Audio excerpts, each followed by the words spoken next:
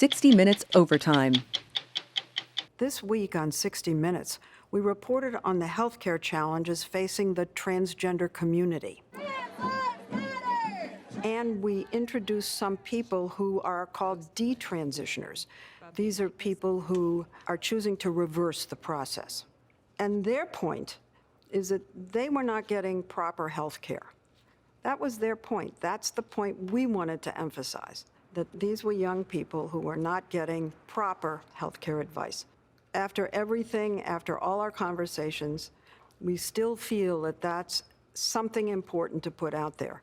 Anytime a person makes a decision that has implications, hormones do have implications. They have long-term effects, and they have, and of course, surgery has lifelong effects. They're not reversible. We spoke to Dr. Marcy Bowers, a gynecologist who has performed more than 2,000 transgender surgeries and who transitioned herself in the 1990s. Anytime a person makes a decision and then regrets that, that's a problem. But it doesn't damn the entire process. What it should do is cause pause and re-emphasize the fact that our informed consent model has to be very, very good. And we also have to be certain that people who are providing care do so under the standards of care that have been established. What about this proliferation of gender clinics around the country? Are these appropriate places for people to go for these kinds of decisions? So my fear is that these, people are popping up to meet the demand, but are they following the same standards of care that I'm used to following with my professionals? I mean, we're having the same problem with surgeons coming on board. Surgeons are coming out and saying, I do this procedure, and I don't know where they've trained, and the outcomes are not always good. So how do we police that? These are all really contemporary issues that we're struggling with. We were concerned that the groups that oppose transgender people might try to weaponize our story and use it against transgender people. Some of the activists who reached out to us told us they were worried about it too. Our story was really about health care, and we wanted to keep it focused on health care and not make it a political story.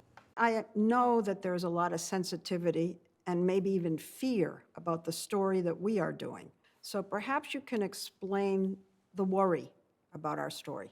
I have a number of concerns about a story that talks about detransitioning without really focusing on the larger context of the trans experience. Alfonso David, an LGBTQ civil rights lawyer and the president of the Human Rights Campaign, detailed his concerns. We also have to talk about the people who successfully transition, the vast majority of people who do. And I'm concerned about that young person who is facing stigmatization and discrimination at home and at school, and they may attempt suicide because society has told them that they're worthless. I'm concerned about a population that has already been victimized and marginalized, and how a story that is taken out of context could further victimize and marginalize this community. So are you saying that if we bring to light that there are people who detransition, that it could lead to further stigmatizing people in the community? Bringing a story to light about detransitioning without talking about the vast majority of people who positively transition would cause concern, because it sends a message. We need to also elevate the positive stories of people who successfully transition. Dr. Lee Savio Beers is a pediatrician, professor, and the president of the American Academy of Pediatrics. I think it's incredibly important to, help dispel the myths about what gender-affirming care is and isn't.